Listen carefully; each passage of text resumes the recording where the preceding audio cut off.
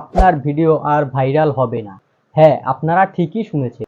যদি আপনারা আপনাদের ভিডিওতে এই কাজগুলো না করেন তাহলে আপনাদের ভিডিও আর কখনোই ভাইরাল হবে না। তো প্রথমেই আমাদের জানতে হবে যে ইউটিউবে ভিডিও ভাইরাল কিভাবে হয়।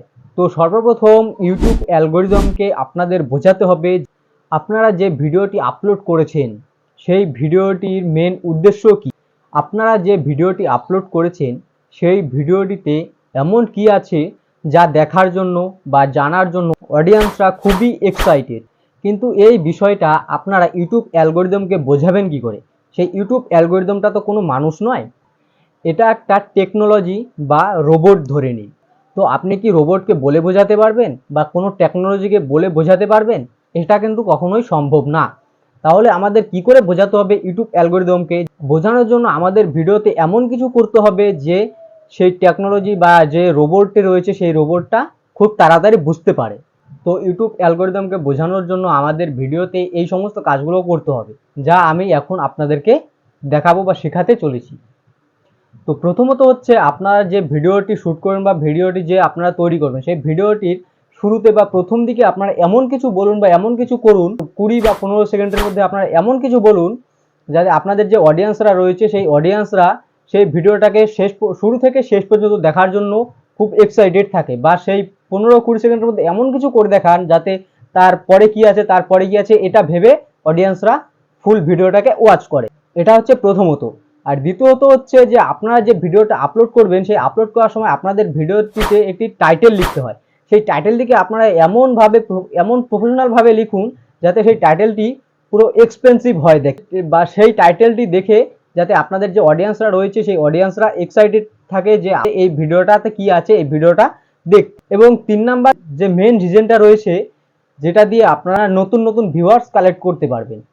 আর এটার সাহায্যেই আপনাদের যে ইমপ্রেশন ক্লিক থ্রু রেটটা রয়েছে বা এঙ্গেজমেন্টটা রয়েছে এটা বাড়ে। তো এঙ্গেজমেন্ট যত বাড়বে, যত পার্সেন্ট বাড়বে, ততই আপনাদের ভিডিওটা নতুন নতুন ভিউয়ার্সদের কাছে পৌঁছাবে ইউটিউব অ্যালগরিদম।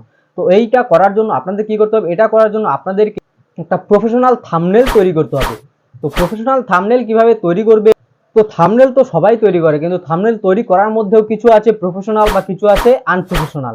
তো আপনারা প্রফেশনাল কিভাবে তৈরি করবেন এই বিষয়ে যদি আপনারা ভিডিও চান তবে আমি আপনাদেরকে ভিডিওটি তৈরি করে দিব, আপনারা কমেন্টে বলবেন। আর 4 নাম্বার অপশন হচ্ছে ভিডিওতে যেটা হচ্ছে একদম মেন কাজ, নতুন আপনাদের কি করতে হবে? ভিডিওতে এসইও করতে হয়।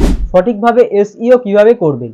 তো সঠিকভাবে এসইও কিভাবে করবেন বা কোথা থেকে কি করতে হবে, কোথা থেকে ডিসক্রিপশন নিতে হবে, কোথা থেকে টাইটেল নিতে হবে, কিভাবে থাম্বনেল তৈরি করতে হবে এবং কিভাবে আপনারা ট্যাগ লিখবেন। তো এসইও কিভাবে করে এই ভিডিওতে তো সবকিছু বলা সম্ভব না, তাই আপনাদেরকে বলছি আপনাদের যদি প্রয়োজন মনে হয় যে আপনারা সেই এসইও কিভাবে করবেন বা এসইওর ভিডিওটি আপনারা দেখতে চান তাহলে কমেন্টে বলুন। আমি নেক্সট ভিডিওতে আপনাদেরকে সেই এসইও কিভাবে করে বা ইউটিউবে এসইও করার সঠিক পদ্ধতিটা কি সেটা আপনাদেরকে দেখাবো বা আপনাদেরকে শেখাবো।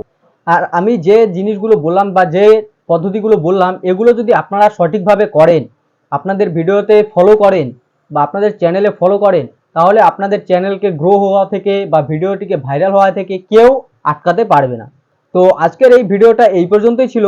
আপনাদের যদি ভিডিওটি ভালো লাগে বা ভিডিওটি দেখে মনে হয় যে না ভিডিওটিতে কিছু ছিল শেখার মতো, কিছু ছিল জানার মতো, তাহলে ভিডিওটিতে অবশ্যই লাইক করবেন।